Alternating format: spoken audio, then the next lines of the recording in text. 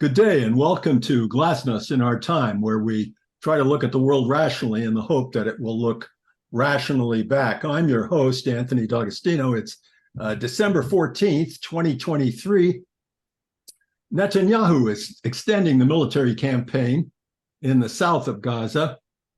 There are reports that the USA is expecting to fight against Hamas to end before the new year. Just reports. Yemen is attacking shipping to and from Israel and firing its rockets ineffectually or effectually. It's hard to judge.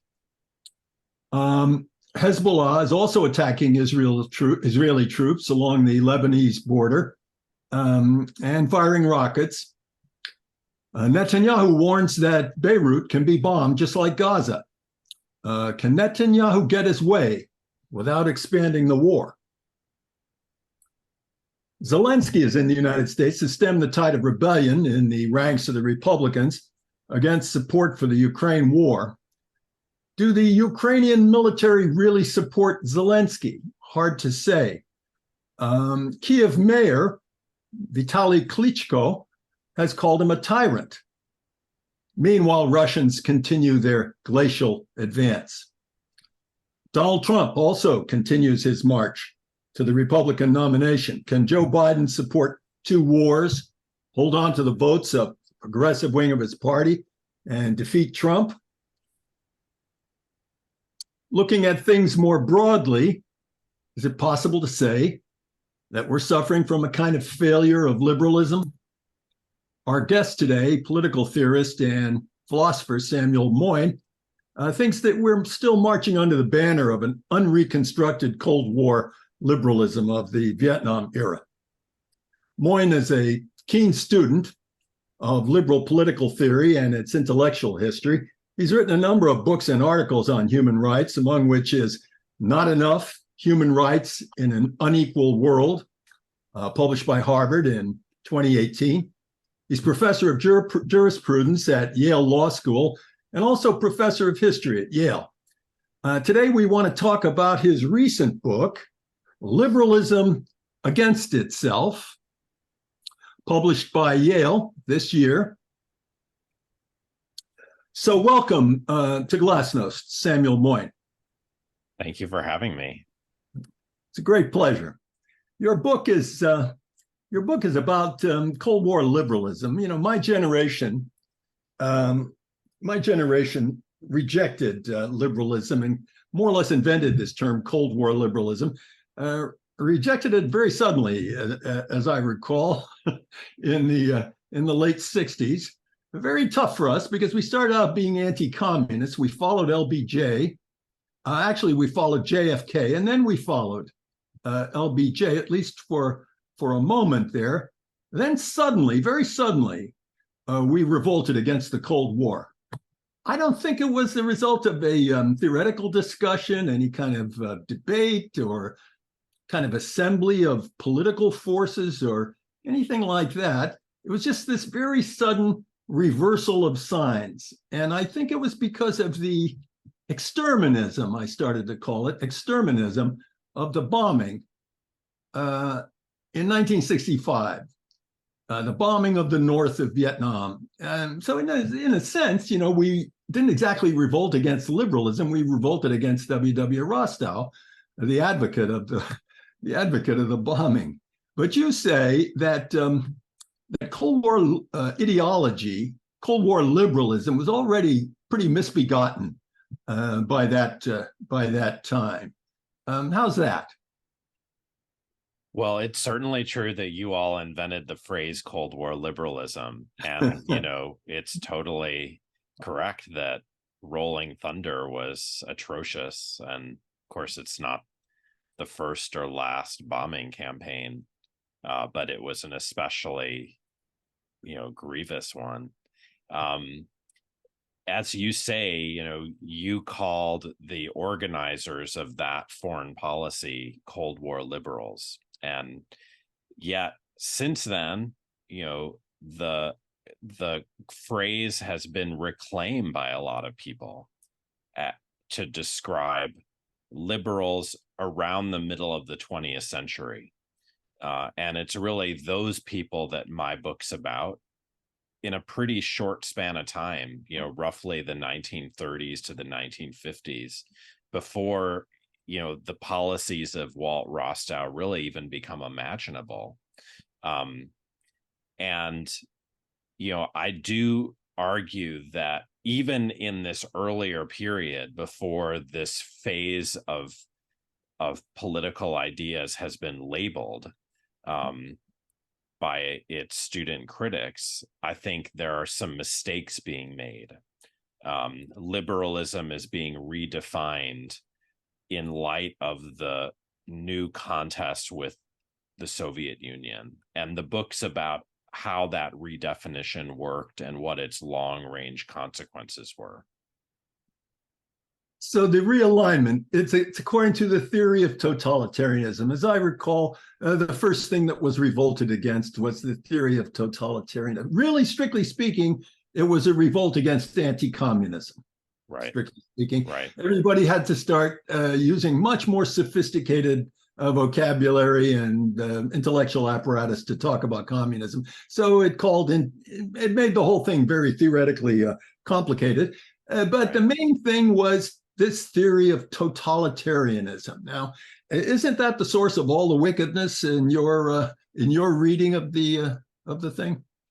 It's part of the story. I mean, we know that actually the idea of totalitarianism comes originally from the right, and it was an attempt to connect regimes that had very little to do with each other, were even mortal enemies, fascists and communists, because there were certain people on the religious right who hated both of them before liberals did. And after all, during World War II, American liberals were allied with the Soviet Union to put Adolf Hitler down. And so it's really in this crucial moment of 1946-7, when the Cold War crystallizes, that liberals reclaim the idea of totalitarianism and begin to talk a lot about it. They've already seen fascism put down through their own weapons, and so with Soviet help. There are some last bastions of it on the Iberian Peninsula, but never mind. And so the prime threat is communist regimes. Now, why not just say you're against communism? Because most of the Cold War liberals really were oriented towards their left. And so in a way, the totalitarianism concept, which got debated a lot, isn't the real problem, because, as you say, what everyone understood is that totalitarianism was really working to tar any form of socialism or leftism with the brush of the old fascist threat, even though it had been put down, and really to characterize the Soviet Union as impossible to reform, and therefore requiring confrontation or at least containment. And, maybe that was right, but what I dwell on is some other things going on in how liberals changed their creed, kind of to make it, up for this new moment of confrontation or containment against the Soviet Union. So maybe the real problem then was not just the Soviet Union, although not to deny that was the real problem.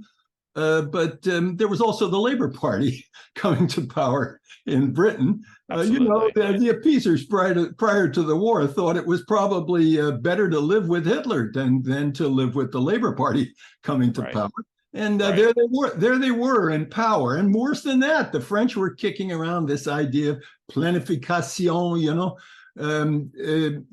in line with their traditions. And so in a way, the idea of totalitarianism served for a kind of what's the word, Anglification, Anglo-Saxonification. Well, to a point, but then remember that as you say, the Labour Party has, at least some Anglophone roots and is in power as of 1945. And Friedrich Hayek, who is close to the Cold War liberals, a kind of neoliberal author, is complaining mainly about the coming to power of the Labor Party and what it's planning to do, which is planning.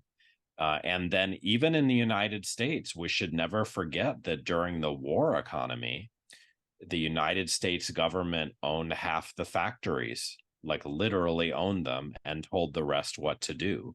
And it's only this reconversion process that, at the end of World War II, which is very fraught, when the economy is reprivatized. And so in a way, it's even the Anglosphere is very much bound up in the creation of this new kind of state in the middle of the 20th century, a gargantuan state. And of course, it's a very scary state to some people. It didn't only serve good purposes like egalitarianism and redistribution, because, of course, in our country, it was the warfare state more than the welfare state, with all the national security apparatus with which we still live. And so actually we shouldn't excuse the Anglos, and in fact see that those critics of totalitarianism, even domestic manifestations of it, had some firm ground to stand on. The question is, what else did they do in the name of those fears?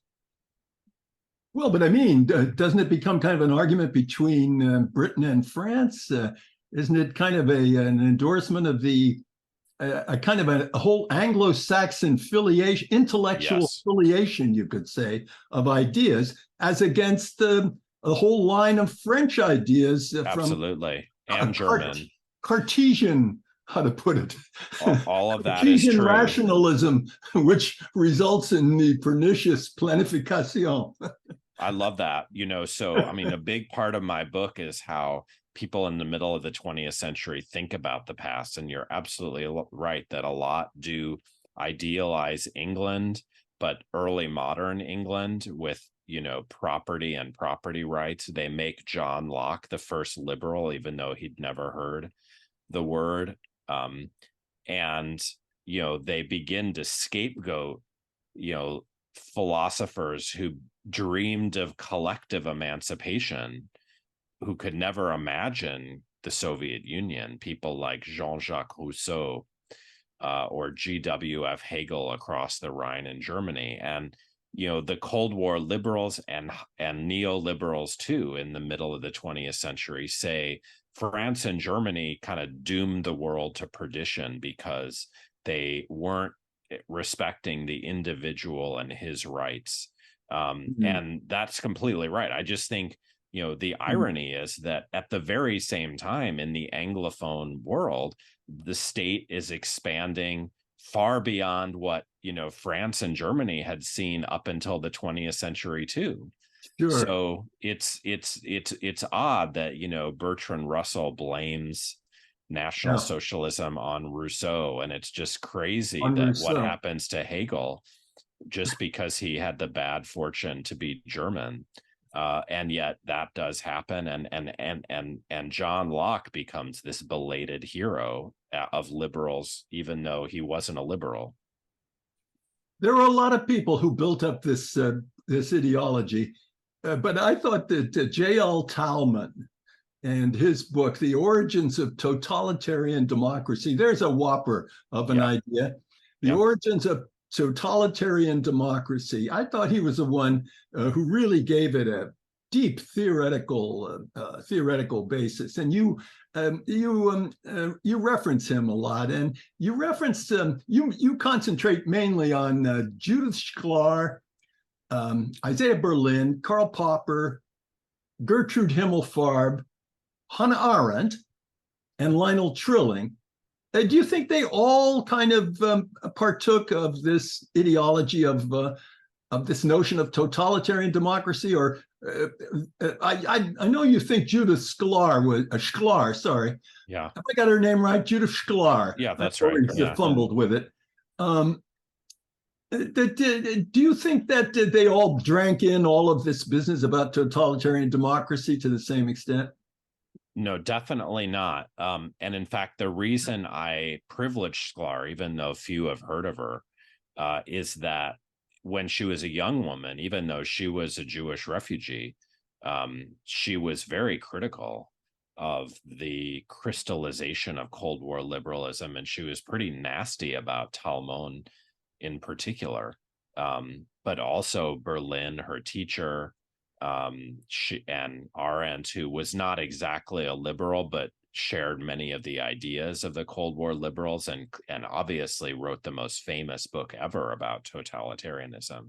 So I think that all the rest really did take the idea that Talmon offered in a very vulgar form, that basically there was Rousseau and the French Revolution, and after that, Stalin was just waiting to happen. And they all believe that. And Once some you of say them were more subtle. democracy, once you say Correct. democracy, you say totalitarianism and tyranny. Absolutely. Absolutely right. That was Talmon's view. And that it's kind of striking, because nowadays it's very hard to say you're against democracy. Think about the debate you referenced in your intro about Donald Trump, where people have coined the phrase "our democracy" and everyone's for democracy and democracy's on the ballot. Well, Talmon said, no, democracy is the road to ruin. And a lot of liberals followed him and said liberalism needs to be saved from democracy. So it was a different world, but one that I think actually has some resemblances to ours, because it's not clear to me that all those people talking about democracy today actually believe in it. Absolutely fascinating stuff from standpoint of intellectual history. Let me pursue a little bit Sure. the intellectual history. You take the view that since they made such a horrible mistake, I think you think that such a horrible mistake about Rousseau, that perhaps they created a kind of an anti-canon. I think that's what the way you describe it. The anti-canon, it's Rousseau and the French Revolution, and it's even the Enlightenment too. Right. The whole Enlightenment, and then especially Romanticism, and then Hegel too. So history, that's wicked too. Historicism becomes an epithet. And then it goes without saying everything that Marx wrote, even the things that Marx wrote that, I don't know, can be read by liberals without, gagging. Right. So this anti-canonical demonology, I think that's the phrase, anti-canonical demonology, a very, very interesting phrase. You say it actually is the source, or they are sources for some of the best forms of liberalism. Right. Well, so the first self-styled liberals emerged in Spain and then France and later Germany, long before England, let alone America, where you really only get lots of liberals after World War I, self-styled. And they emerged after the French Revolution, and they say we need to save the ideals of freedom and equality that the French Revolution, following the Enlightenment and Rousseau, tried to bring to politics. And of course, the French Revolution did go wrong, not least because the old regime declared war on it. But there are these questions about how to institutionalize freedom and equality.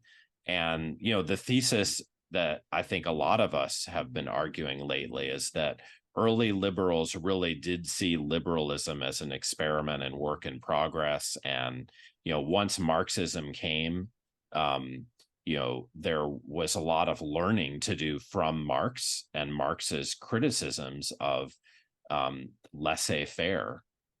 And the whole idea of rights, like Lockean rights, without the conditions materially for enjoying rights. If we ask, where did the welfare state that Clement Attlee was building in the 40s, or Franklin Roosevelt, to whatever extent we think he made progress in our country, where did that come from? Well, it's in a way because liberals over the 19th century had to confront working class movements and socialism, which they helped invent anyway.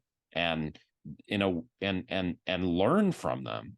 And so to me, what's significant about the Cold War is that all of these old sources of liberalism, the Enlightenment, Rousseau, the French Revolution, Romanticism, Hegel, Marx, that had inspired liberals to dream big and look to the future and promise a radiant future, were abandoned simply because the Soviets were trying the same thing. They said they represented science. They said they were going to bring a radiant future for humanity. And liberals gave up on those things in response. And that was I think, a disaster in the long run. It was understandable, but it paved the way for our own world of small states, neoliberal economics kind of running roughshod. And, ultimately you get a backlash from ordinary people who are not being given what liberals once promised them. Before we leave the 19th century, let me ask you to expand a little bit about the very trenchant remarks you make about Tocqueville and about Lord Acton. Right. And nearly everybody is enjoined at one time or another to consider Lord Acton's famous line, power corrupts, but absolute power corrupts absolutely. We get all our ideas about American democracy from Tocqueville, right, who was not a Democrat really at all, and who argued that aristocracy, that oligarchy, was a source of freedom. And really, that was his big worry about the French Revolution and about the United States and all the rest of that. How do you account for well, I shouldn't ask you that, but how should we think of these people? Should we regard Lord Acton and Tocqueville? Should we regard them more skeptically? Well, each of these is a fantastically interesting figure, and each is possible to interpret in different ways. I'll just explain how I think about them and how they figure in the book. Which doesn't mean that there aren't alternative perspectives. So start with Tocqueville, the earlier figure. I respectfully would suggest that he thinks not only that democracy is a good thing, but it's a providential event. And he travels to the United States in part to explain to aristocrats that their day is done. It might have had some good features that deserve to be, preserved in a democratic era, but he wants to reassure them that there are going to be ways for democracy to be made safe for freedom, although there are a lot of risks in democracy. And so to me, he's in a way the greatest liberal because he draws on the Enlightenment. He's influenced profoundly by Romanticism, which is, really what he has in mind when he talks about the aristocratic ideal he wants to save from the old regime, because what he wants is for people to be interesting and free, not conformist and slaves. And that's why he has such a big influence on John Stuart Mill, who can't be accused of aristocratic leanings, but took his whole idea of individuality as the highest liberal goal from Tocqueville. And then, these figures debate what will, as I said, after the French Revolution, which shows some of the risks of democracy. What is it going to mean to institutionalize freedom and equality, property? Now, Acton is a radically different figure. He lives in the later part of the 19th century. He's a liberal Catholic, and he stands up to the authoritarianism of his church in the era of the First Vatican Council.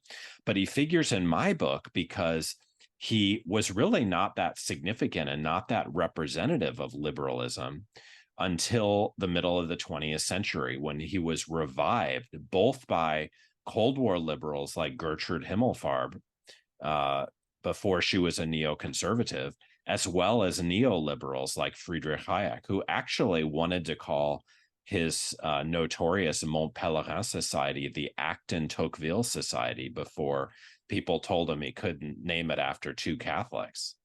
And what these figures want to do with Acton is say a couple of things. First, Acton was right that the state is the biggest problem of modern politics, and we need to control the totalitarian state. And of course, that's what these Cold War liberals believed. That's what neoliberals thought was at stake in things like high taxation and a planning state that might tell free enterprise to, stick within limits. Now, Himmelfarb adds some interesting material because she cares much more than Hayek does that Acton was a Christian, and a particular kind of Christian, a kind of Augustinian Christian, who says the reason why power corrupts is that people have original sin. Original sin. And Cold War liberals give up optimism, including optimistic versions of Christianity, in order to say politics has to be based on a new insight into human depravity. And Acton was great, they say, because he based his liberalism on his vision of sin. Fantastic stuff. Maybe you're right. I'm too hard on Tocqueville. I'm too ignorant about Tocqueville. Maybe. No, there was a Cold War reading of Tocqueville that is yours, but maybe it was wrong. But your description of Tocqueville, though, is in terms of what you might call a crossing, isn't that right? Because Tocqueville really does say that the development of the state around Louis XIV was really a kind of a bad thing for. No, you're right. I mean, his background is in the nobility of the robe of decentralized power. Yeah. And he hates the centralized state. Yeah, Absolutism, so to speak. Absolutely. No, so he does, you're absolutely right, see continuity between the old regime and what the French Revolution brought about. But when he goes to the United States, he sees decentralization under democracy. That's Tolman's argument, is it not? That's true. But the difference is that, Tocqueville, when he travels to the United States, he says, well, the great thing about this country is that there's decentralization without aristocracy. And we have towns and states and not just some immense federal government that is like a nanny state, which is really what Tocqueville feared. So I'm not suggesting there aren't conservative elements to his thought, but I just think that there are liberal ones that remind us that he thought that democracy was something to approve and maybe to nurture. Great stuff. Interesting stuff. But once you get talking about the virtues of American federalism, don't you get into the vein of defending the Confederacy? Acton did, didn't he?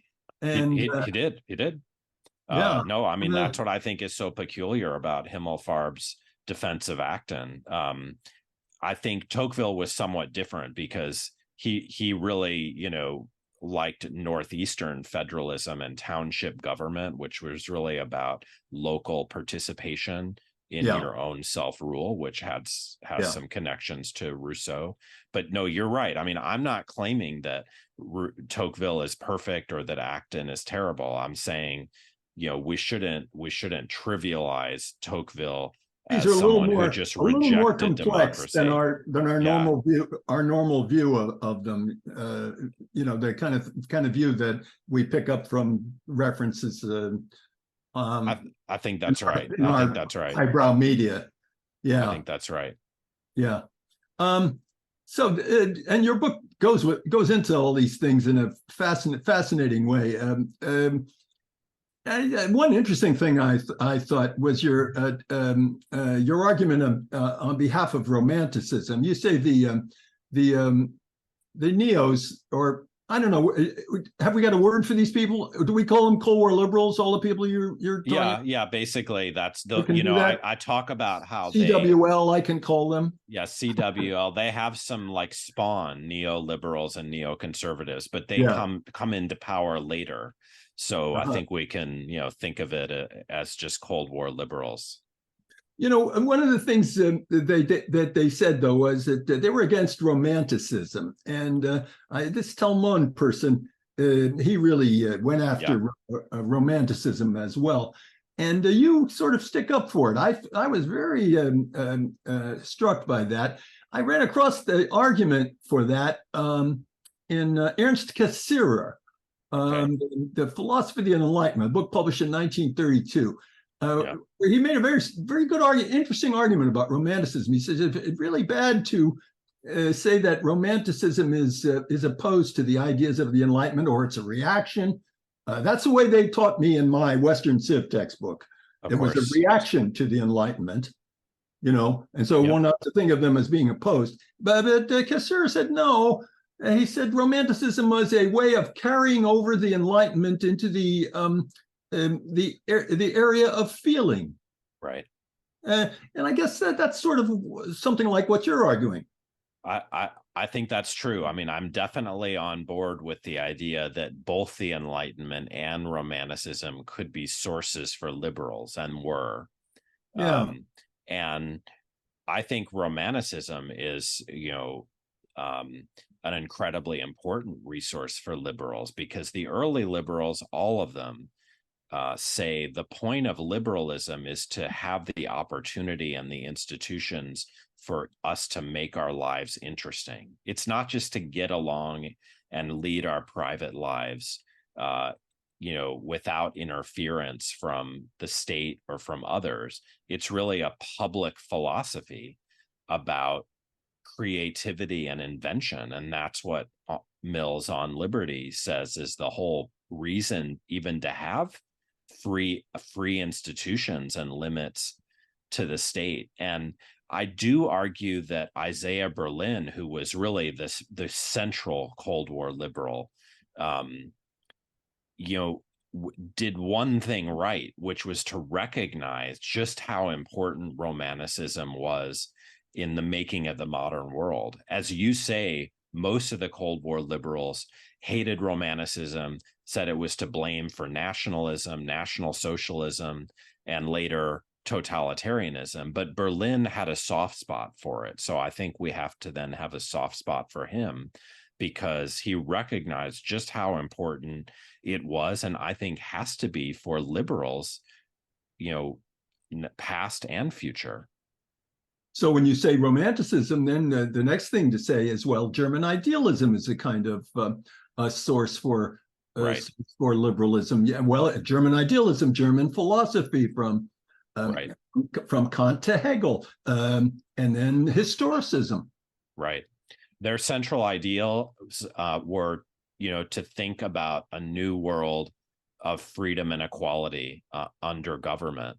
And that was, it's amazing that Kant or Hegel could be seen as forerunners of totalitarianism, because their whole goal was freedom and equality, at least under the state and maybe globally. Although they both had racism that marred their thinking, they were the great prophets that make liberalism what it became in the 20th century. Mm-hmm. And the historicist point is something that is already in Kant, but becomes very prominent in Hegel, and the Cold War liberals denounce in Hegel. It's basically that freedom and equality can't be built in a day, and therefore we have to have some sense of ourselves as living in a history of the unfolding of freedom and equality, so that people enjoy more freedoms in more ways through institutions. And it's a pity then that in the 20th century, the Cold War liberals led their fellows to just give up on German idealism as if it was just a source of totalitarianism. Now, it's only fair to note that, Hegel was not a liberal. I think it's that wouldn't be fair to say so, but I think it is fair to say that most liberals after Hegel were Hegelians, because they adopted many of his views about history as a forum of opportunity for the institutionalization of freedom and equality. And I would say, what was Franklin Roosevelt in our country trying to do? Use the state to make people freer and more equal. But that's Hegel's program. And so if we give up on that tradition, I think we give up on, the best kind of liberalism that we can have. Christopher Dawson, probably the most famous Catholic historian, brilliant, in my opinion, brilliant historian, who's wrong about a lot of things, I think, but nevertheless, fantastic, brilliant, broad vision of all of this. He said that the Hegelian presumed state worship. No, it's not just presumed. You can accuse Hegel, I suppose, of that, but it's not so much Prussianism, he said, right, as it is Napoleonic. Right. And that, strictly speaking, what the state idea in Hegel includes Bonapartism. Right. And that if we say that Bonapartism has to be looked at in a, how to put it, we can't simply be rejected. We have to say that Bonapartism can be a force for progress or for regress. It tries to be all things to all people, and it goes in every direction. Right. And so it's somewhat unpredictable. And liberals might even see something not entirely horrifying in Bonapartism.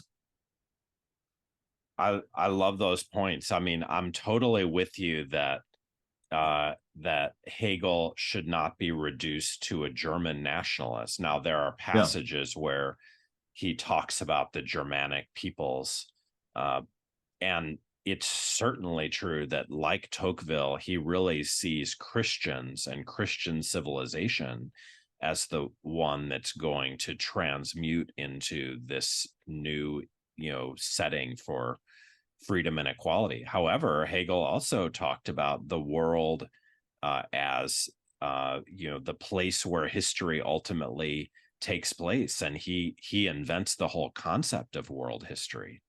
I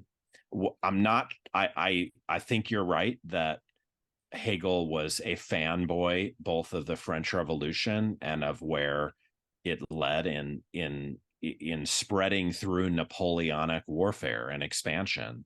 Whether we need to follow him on every point, I would dispute.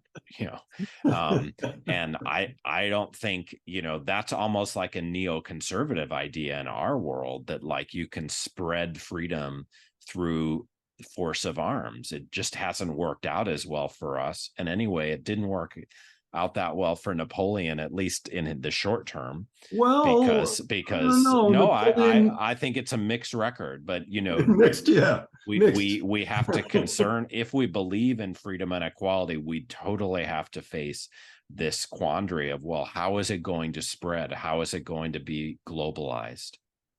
So, this comes up very sharply right now because all these African regimes, former French colonies now, they've had a whole string of coups, and what can you call them but Bonapartist? Right. And I don't know, should we take the view that these are inherently some kind of ideological threat to Western civilization? Or should we take the view that, well, like Napoleon, I don't know, it's a very kind of a complex project. Well, I guess I'd say, we could consider the idea that, charismatic leaders have an important role to play at times in driving history forward. And maybe Napoleon was one of them. I'm not sure I would attach that to kind of common despots. The French Revolution was about overthrowing tyrants. And Napoleon was an autocrat and an imperialist, and the trouble would then be, how to tell the difference between the charismatic leaders you need and those who are just destined to be, despots and set history back or just put it on hold. To be sure. And while we're on the subject, there's this British Hegelian tradition that I think you cite, T.H. Green. Exactly. And his, so that's the British idea of the Hegelianism plays a role in a certain sense in terms of the intellectual affiliation. Oh, more than a role. And, the creation of the welfare state, absolutely. Right? And so that's just another reason to dispute the idea that, Cold War liberalism is about kind of making everywhere England, because in England itself, you had Hegelians who paved the way towards the British welfare state. So it turns out that these distinctions that the Cold War liberals made between Anglo freedom and continental or global tyranny just are false to England itself. To be sure. Lloyd George's model was Bismarck for all the Lloyd George social legislation and Lloyd George's war budget. And you could, if you had to say who's the precursor of the Roosevelt New Deal, it's Lloyd George. Yeah. So there's a kind of a continuity that only historians would appreciate in a way. Bismarck, Lloyd George, FDR. All true. There was a book written, though, about that went in the opposite direction. I remember that I read in my youth by J. Salwin Shapiro, who made the argument out that Napoleon III, so he was saying Bonapartism was already fascism. Yeah. And there's a Marxist argument that goes absolutely Bonapartism theory. There's a theory of Trump that he's a kind of Bonapartist figure. And that is it's a very interesting theory, Marxist Bonapartism theory, but it really is like it was developed really out of the 18th Brumaire and the experience of Napoleon III. But I think it's actually very, insightful. So I guess that doesn't mean that the stories you were telling about, Hegelianism in the Anglosphere are wrong. John Dewey, like the leading American philosopher promoting the welfare state, is a Hegelian as well. So it's really tragic in a way that the Cold War liberals kind of purged these traditions from our thinking. Because it made it a lot more narrow, don't you think? I think that's right, and it made it politically much more libertarian. And that means thinking of individuals with their freedoms haunted by a predatory state. And that's already, in a certain way, Ronald Reagan view before its time. And of course, that's what we've lived with for so long. And one other thing, I've got to the point of, and another thing. Sure. How about science? I get the feeling that this whole cluster of thoughts around Cold War liberalism tends in its pietism. You were citing the enthusiasm for sovereign God theology. And by the way, this sovereign God theology, that has another offspring, Hans Morgenthau and Reinhold Niebuhr creating realism, political realism of the Ken Waltz variety. So that's this is all kind of very fascinating, interesting stuff. It's all part of our tradition that maybe we ought to appreciate more. But I'm thinking that this business about science, you cite a book by Butterfield. No, you don't. Come to think of it. Do you reference? No, I don't. Herbert Butterfield's book on science. I don't. I don't. I mean, that's a very interesting book, but I didn't have room to discuss it. Oh, you were talking about Butterfield, though. I do, for sure. I mean, we're talking about his Catholicism, or not Catholicism, but his Christianity. His Christianity. I mean, he was also a great devotee of Lord Acton, and he was actually, her Gertrude Himmelfarb's supervisor when she went to Cambridge to do the first kind of responsible study of Acton based on his archives in in 1946-7.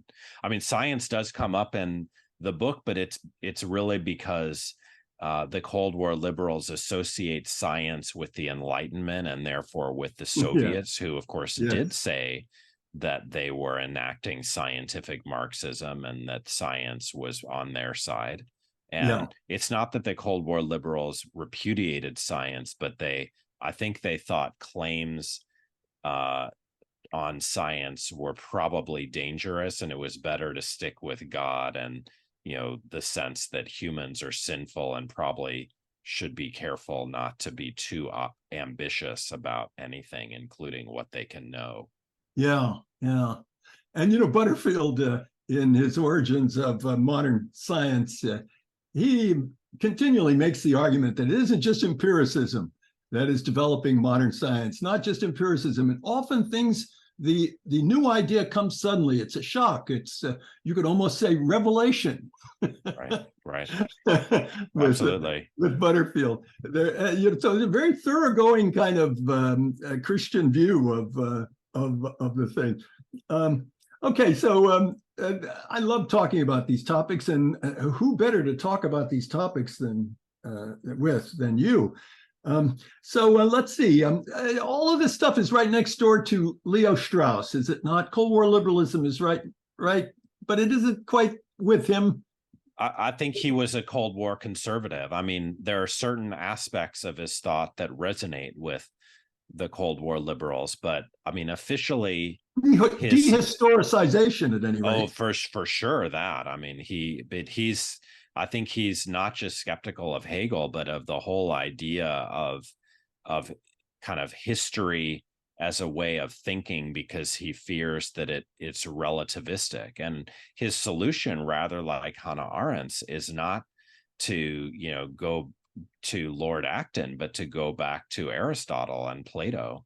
And so he's a very interesting figure, and I think he does deserve mention amidst these others. But I don't think it's very clear he was a liberal as opposed to a Cold War conservative.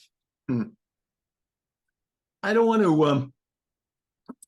to desert the ranks of your appreciators. I'm number one in the ranks of your appreciators, but I missed in the course of reading this book, I missed any reference in this thing to the Soviet Union, the Russian Revolution, communism, the whole history of it, what used to be called the Russian Revolution. And then there's also all the social democratic, Michael Harrington, and all of the social democratic people who contribute, who were very much thinking in the same vein of anti-communism and Cold War liberalism, is into the social democratic ideas, right? Not any different than the liberal idea toward communism.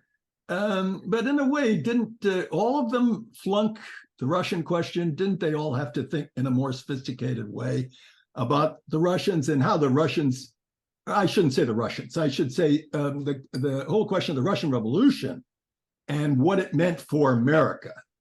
Not so much what it meant in the abstract for the idea of communism or for the British Empire, but what it meant for America and American interest and all the rest of that. A much more complicated discussion that I kind of missed. Yeah, I'd be much more critical of me than you are, because there's a lot else that's not in here, and it's because the book originated in some lectures, and I had to pick my battles. But you're on very firm ground. I do mention, I think briefly, Christopher Lasch, whose dissertation is about American liberals and the Russian Revolution, and reminds us how favorable Americans were towards the Russian Revolution, and how much they thought that maybe it was an experiment to watch, or that might be relevant to them.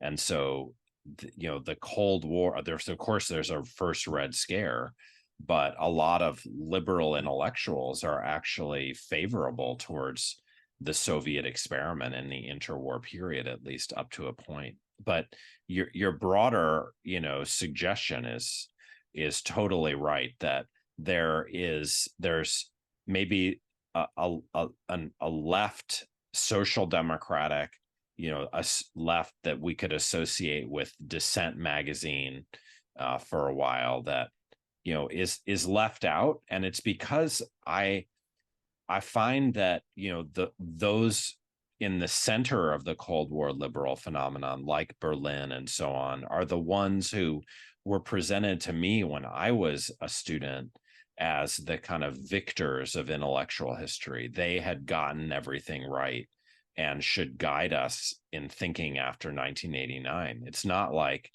there were a lot of fans of Michael Harrington at the end of 1989. Instead, there were people who said, neoliberalism is what we should bring everywhere in the world, not social democracy. And that's what happened.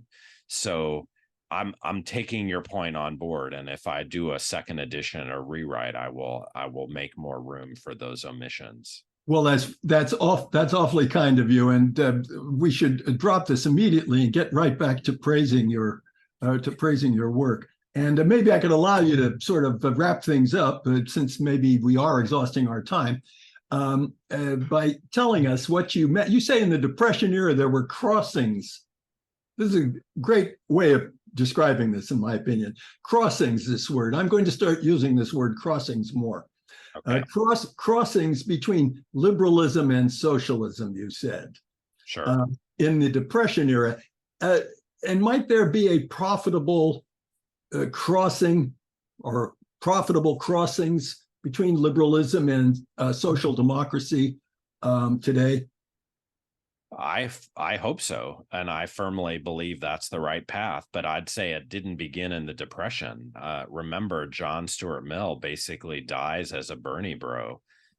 He writes on socialism, and he's mostly famous in his lifetime as a political economist, but he, embraces some form of socialism by the end. And as I pointed out, liberals after he dies in the later 19th century learn a lot from Marxism, and there are all kinds of liberal socialists.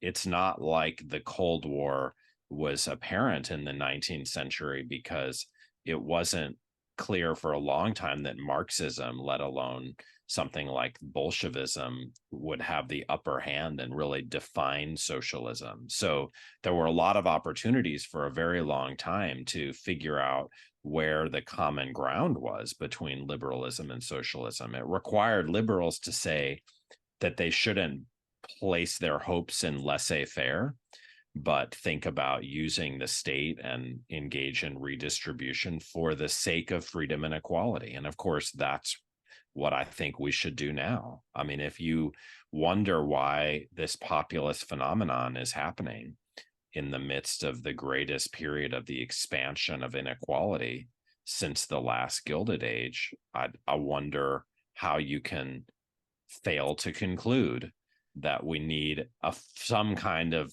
crossing of liberalism and socialism. I think Bernie was what is basically a liberal socialist. I mean, he called himself a socialist. And I think he's a liberal because he may have visited the Soviet Union and taken his honeymoon there or whatever, but he's for something like social democracy. And that, in my book, is a profitable way of thinking about what we should do with and to liberalism as we turn our backs on the neoliberal era and think about saving liberalism from the kind of entanglements of the past 50 years. Well, all very nicely put, and fascinating stuff. We could go on for hours about this over a glass of tea, but maybe it's time to wind up our discussion. We have to conclude. So thanks to Samuel Moyn for an illuminating discussion, and goodbye.